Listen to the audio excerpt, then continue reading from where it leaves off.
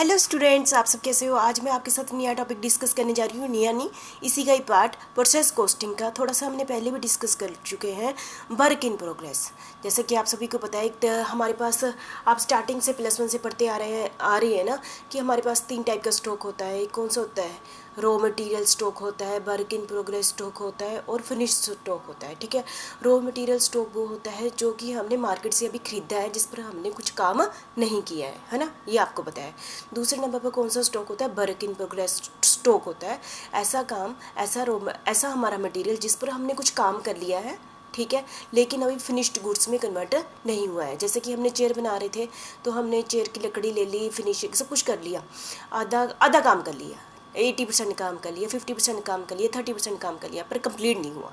तो उस टाइप का स्टॉक अभी हमारे पास पड़ा हुआ है, उसको हम क्या कहते हैं? Work in progress. जो सामान हमारे पास पड़ा होता है उस पर मटेरियल भी लगा होता है ना, उस पर, और उसका नाम क्या है, लेबर भी लगी होती है। चाहे 100% कंप्लीट नहीं हुआ, 50% तो लेबर लगी होती है, कई बार 30% लेबर लगी होती है ना, और उस पर मटेरियल भी लगा होता है, और उस पर ओवरहेड एक्सपेंसेस भी होते हैं। ठीक है, तो वर्क इन प्रोग्रेस आपको हो गया। थर्ड हमारा क्या था? Finish goods. फिनिश गुड्स मतलब जिस पर अभी कोई काम बाकी नहीं रहा, जो सेल करने के लिए सामान पड़ा हुआ है। ठीक है, 3 टाइप का होता है ना, ये आप सभी को पता है।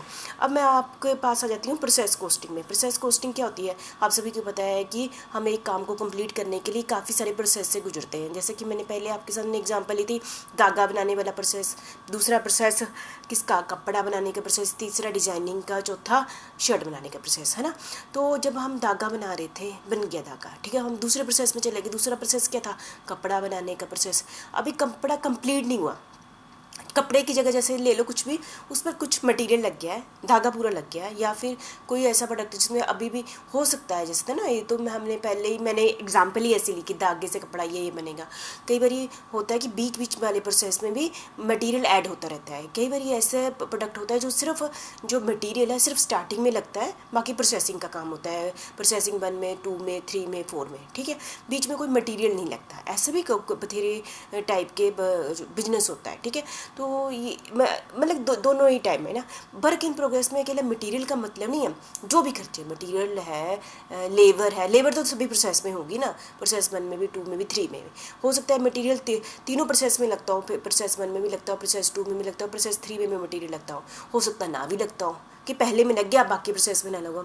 ओवरहेड एक्सपेंसेस भी हर प्रोसेस में लगते हैं। ठीक है, तो ऐसा काम जब एक प्रोसेस के अंदर काम आ गया, एक प्रोसेस के अंदर काम आ गया, ठीक है, जब एक प्रोसेस वाला दूसरे प्रोसेस वाले को सामान भेजेगा तो वो कंप्लीट प्रोसेस होगा, उसकी जो आउटपुट होगी दूसरे के लिए क्या होगी? इनपुट होगी। ठीक है, पर जब उसने, अब देखो, मैंने इसका नाम क्या है, जनवरी महीने में सामान बनाया है ना, जो तो मेरी चेयर कंप्लीट बन गई, ठीक है, चाहे पॉलिश वाला अगले डिपार्टमेंट को दे दिया, मैंने चेयर कंप्लीट बना ली, अगले डिपार्टमेंट को भेज दी।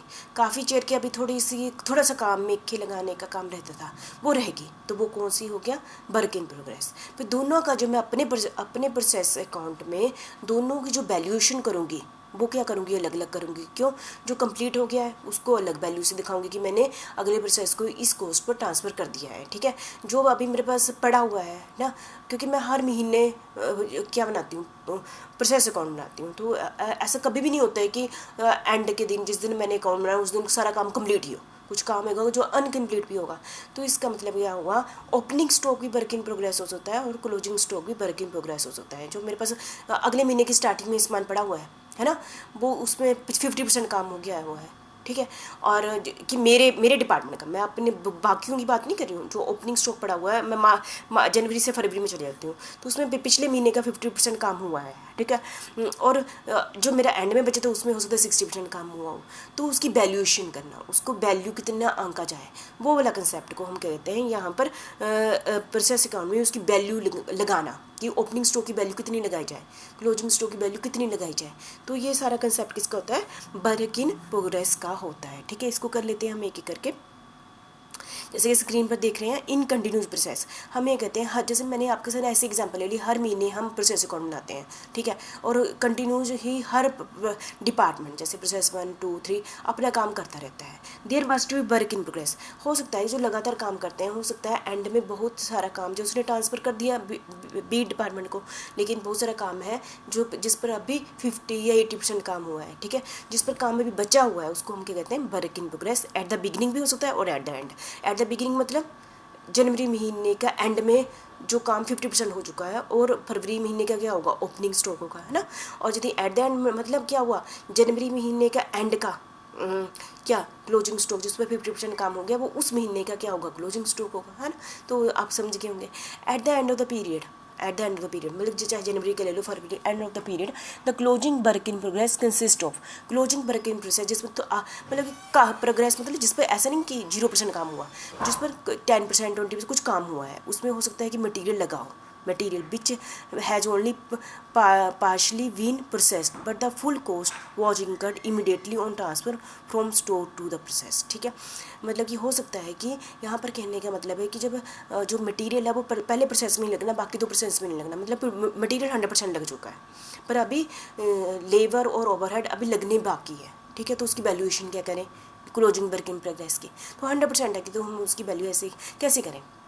Thus, it is necessary to assume the closing work in progress to be 100% complete as regards material। हो सकता है कि मटेरियल की बात करूँ, मटेरियल 100% लग चुका हूँ पर अभी लेबर उस वो बाकी अभी बचे हैं। वर्क इन प्रोग्रेस का मतलब क्या हुआ, अभी काम कंप्लीट नहीं हुआ। In some cases where addition are made in the second और any subsequent process other kind of the material. हो सकता है कि काफ़ी सारे प्रोसेस ऐसे होते हुए, ये आपको स्टार्टिंग में बता दिया कि दूसरे प्रोसेस में भी मटेरियल लगता हो, तीसरे प्रोसेस में भी मटेरियल लगता हो। ठीक है, बहुत सारी ऐसी चीज़ें होती है सिर्फ पहले प्रोसेस में मटेरियल लगता है। ठीक है, closing work in progress only show this goes to the extent to which the unit being process have been completed.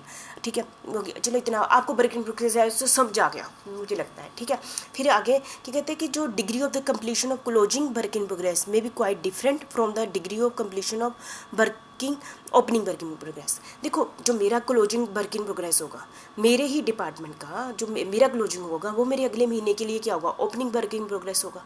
ठीक है, लेकिन यदि मैं कहूँ कि मैं एक महीने का ही बना रही हूँ तो मेरा ओपनिंग भी बड़ा होगा और क्लोजिंग भी है, तो उसकी ट्रीटमेंट क्या होगी, अलग अलग होगी। ठीक है, मेरी फिर से समझिए, यदि मैं जनवरी महीने की बात करूँ सिर्फ, तो जनवरी में हो सकता है मेरा ओपनिंग भी वर्क इन प्रोग्रेस हो, मतलब कि मेरे दिसंबर का काम थोड़ा बचा हुआ है जिस पर पूरा काम नहीं हुआ। ठीक है, और क्लोजिंग में भी बचा हुआ हो, ये भी पॉसिबल है। लेकिन दोनों की ट्रीटमेंट जब मैं जनवरी महीने के प्रोसेस अकाउंट बनाऊँगी, ट्रीटमेंट अलग अलग करूँगी। वो कैसे करूँगी मैं आपको बहुत अच्छे से एग्जाम्पल में समझा दूँगी। ठीक है, ये ठीक है, तो ये हो गया। लेकिन process costing with the working, एक ही ये बात कर रही हूँ मैं, working progress is really incomplete unit. मतलब ये तो पता ही है वर्किंग प्रोग्रेस का मतलब क्या हुआ, अनकम्प्लीट है, ये 100% उस डिपार्टमेंट का है। ऐसा नहीं, अनकम्प्लीट का मतलब ये नहीं है जो प्रोसेस अकाउंट है उस डिपार्टमेंट का भी काम कंप्लीट नहीं हुआ, hence this should not receive the full cost of the material. अभी तक उस डिपार्टमेंट की अभी पूरी तरफ से कॉस्ट, हो सकता है मटेरियल पूरा ना लगा हो सकता है लग भी गया हो, लेबर पूरी ना लगी हो, ओवरहेड पूरी ना लगी हो। ठीक है, देयर इट मिसलीडिंग यदि if the purpose of calculating average unit, क्योंकि हम हर महीने प्रोसेस अकाउंट का यूनिट पर कॉस्ट निकालते हैं, यूनिट एवरेज यूनिट कॉस्ट निकालते हैं ना। और यदि हम वर्क इन प्रोग्रेस को कंप्लीट यूनिट मांग लें, है ना, जैसे कि हमने सोचा जनवरी महीने में जो पहले मेरे डिपार्टमेंट ने दूसरे डिपार्टमेंट को 500 यूनिट बेच दिए। ठीक है, और 100 यूनिट क्या हुआ, वर्क इन प्रोग्रेस है। हम क्या 600 यूनिट मान के एवरेज यूनिट कॉस्ट निकालें, नहीं।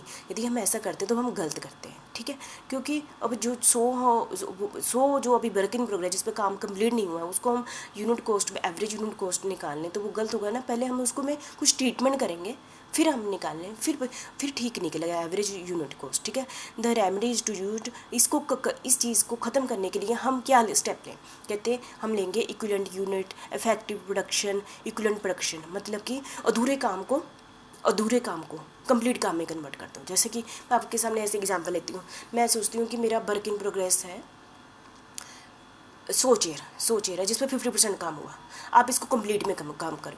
100 चेयर है जिस पर 50% काम हुआ, या आप मैं दूसरे शब्दों में ऐसे कर लूँ कि 50 चेयर कंप्लीट काम हो गया।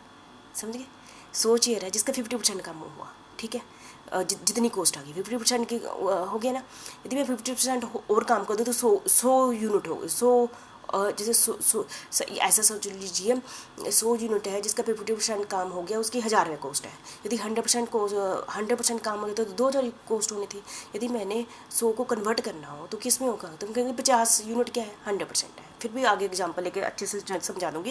Equivalent production is equal to actual number of unit in process, मतलब कि जो हमारे यूनिट है वर्क इन प्रोग्रेस वाले, जैसे मैंने 100 लिए, वो ले लिए, मल्टीप्लाई बाय कितने परसेंटेज का हो गया, परसेंटेज ऑफ वर्क कंप्लीटेड कितना है 50%। तो इस टाइप से इक्विवेलेंट प्रोडक्शन मैं निकाल लूँगी। ठीक है, तो आपको क्लियर है। तो इस वीडियो में मैंने बस आपको यही समझाया है वर्क इन प्रोग्रेस किसे कहते हैं। ठीक है।